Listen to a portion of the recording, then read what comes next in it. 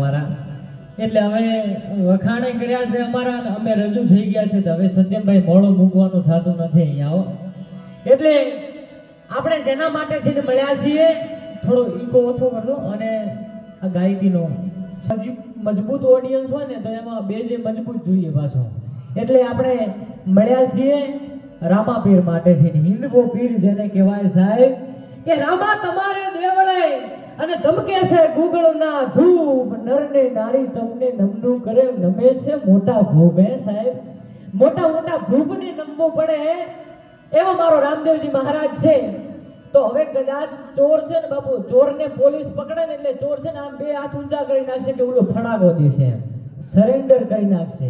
એની આગળ છે ને કહેવાય કે શરણાગતિ સ્વીકારી લેશે. એમ આ ચોથા માળેથી આપણે રામદેવ મહારાજનો પાઠ કર્યો છે.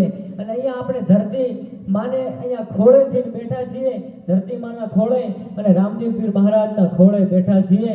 તો એની આગળ જો એકવાર બાપુ સરેન્ડર થઈ જાય ને તો દુનિયાની તમામ ખુશીઓને તમારા ચરણોની અંદર લાવીને મૂકી દે. એ મારો રણોજાનો રાય છે. એટલા માટે થઈ બે હાથ ઊંચા કરીને, કોઈનો હાથ ઊંચો નીચો ન રહેવો જોઈએ મિત્રો, કોઈનો હાથ. મહેરબાની કરીને ખુરશી ઉપર બેઠા છો ભલે બેઠા, બે હાથ ઊંચા કરીને મારી સમક્ષ અને જય બોલજો પાછો.